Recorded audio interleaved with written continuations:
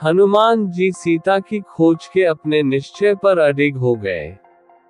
उन्होंने प्रण कर लिया कि जब तक मैं यशस्विनी श्री राम पत्नी सीता का दर्शन न कर लूंगा तब तक इस लंकापुरी में बारंबार उनकी खोज करता ही रहूंगा। इधर यह अशोकवाटिका दृष्टिगत हो रही है जिसके भीतर अनेक विशाल वृक्ष हैं। इस वाटिका में मैंने अभी तक अनुसंधान नहीं किया है, अतः अब इसी में चलकर जनककुमारी वैदेही को ढूंढना चाहिए। वह अशोकवाटिका चारों ओर से ऊंचे परकोटों से घिरी हुई थी, अतः वाटिका के भीतर जाने के उद्देश्य से हनुमान जी उसकी चहारदीवारी पर चढ़ गए।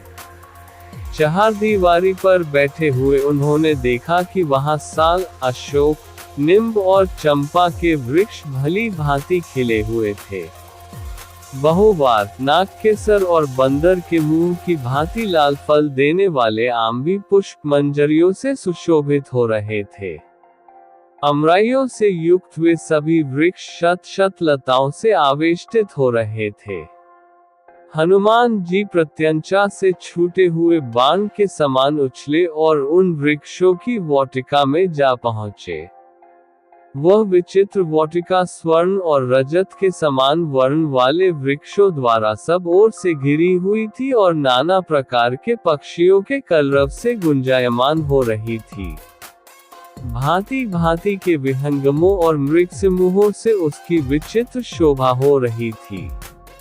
वह विचित्र काननों से अलंकृत थी और नवोदित सूर्य के समान अरुण रंग की दिखाई देती थी।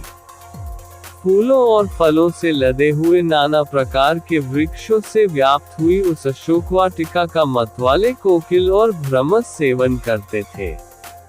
मृग और द्विज पक्षी मदमत हो उठते थे। मतवाले मोरों का कलनाद वहां निरंतर गूंजता रहता था।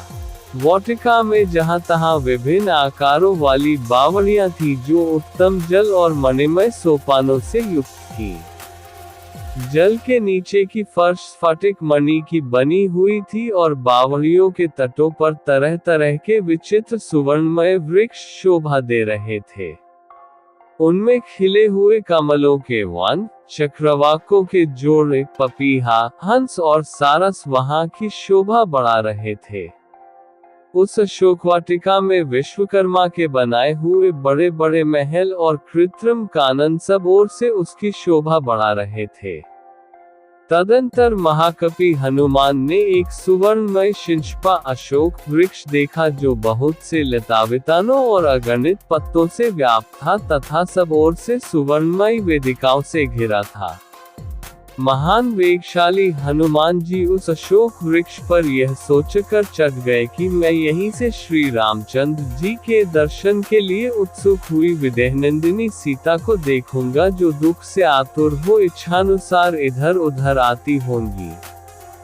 ये प्रातःकाल की संध्योपासना का समय है और संध्याकालिक उपासना के लिए वैदेही अवश्य ही यहाँ पर पधारेंगी।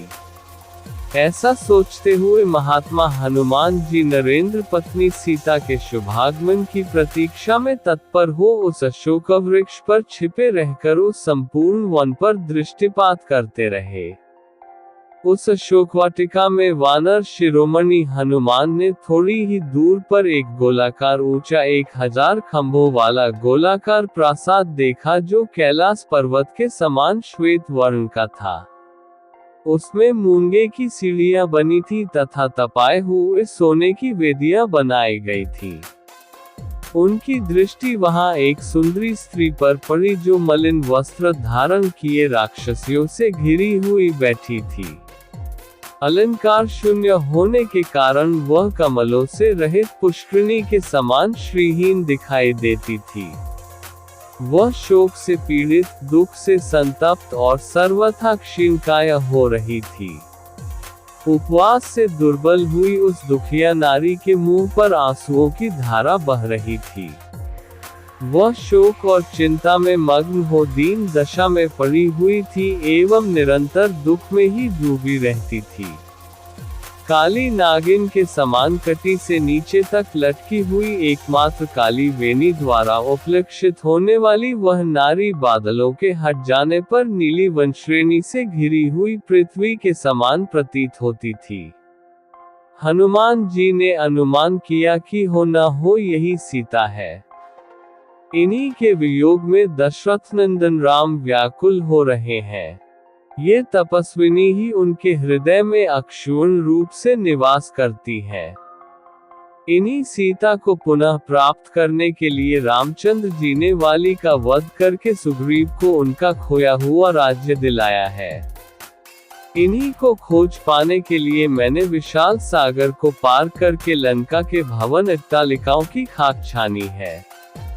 इस अद्भुत सुंदरी को प्राप्त करने के लिए रघुनाथ जी सागर पर्वतों सहित यदि संपूर्ण धरातल को भी उलट दे तो भी कम है। ऐसी पतिप्रायणा साध्वी देवी के सम्मुख तीनों लोकों का राज्य और 14 भुवन की संपदा भी तुच्छ है।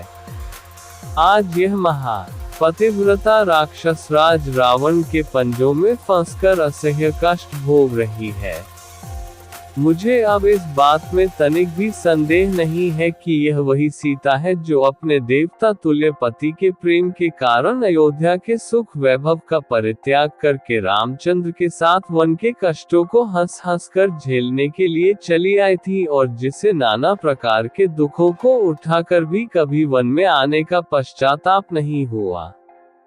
वही सीता आज इस राक्षसी घेरे में फंसकर अपने प्राणनाथ के वियोग में सूख सूख कर कांटा हो गई है, किंतु उन्होंने अपने सतीत्व पर किसी प्रकार की आंच नहीं आने दिया।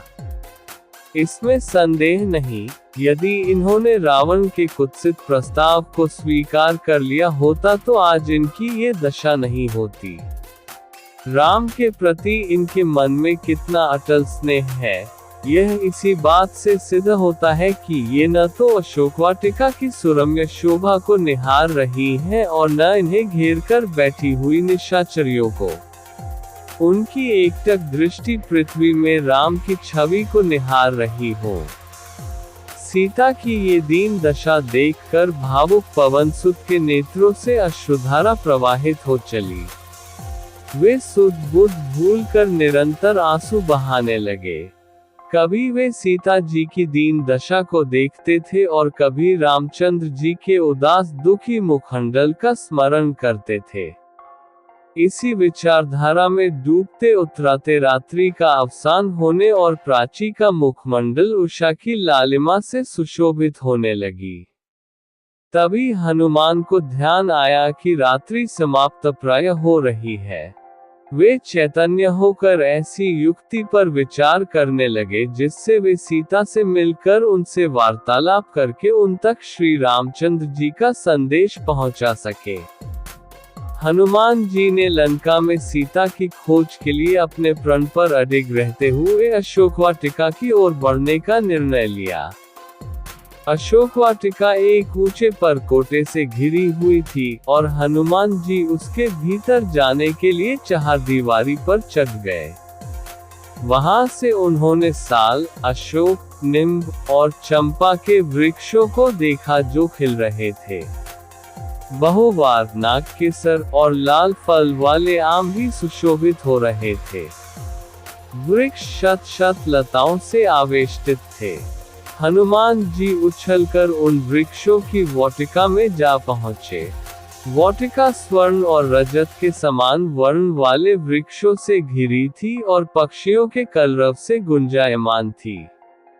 वहां विभिन्न आकारों वाली बावड़ियां थीं जो उत्तम जल और मणिमय सोपानों से युक्त थीं। बावड़ियों के तटों पर सुवर्णमय वृक्ष शोभा दे रहे थे और खिले हुए कमलों के वन, चक्रवाक, पपीहा, हंस और सारस उसकी शोभा बढ़ा रहे थे। हनुमान जी ने एक सुवर्णमय अशोक वृक्ष देखा और उस पर चढ़कर श्री राम की पत्नी सीता की प्रतीक्षा करने लगे। उन्होंने देखा कि वहां एक सुंदरी स्त्री मलिन वस्त्र धारण किए राक्षसियों से घिरी बैठी थी। अलंकार शून्य, शोक से पीड़ित, दुख से संतप्त और उपवास से दुर्बल वह नारी सीता ही थी। हनुमान जी ने अनुमान किया कि यह वही सीता है जिनके वियोग में राम व्याकुल है। हनुमान जी ने सीता की दीन दशा देखकर अश्रुधारा बहाते हुए राम और सीता की स्थिति को सोचा। वे चैतन्य होकर यह विचार करने लगे कि वे किस युक्ति से सीता से मिले और उन्हें श्री राम का संदेश पहुंचाएं।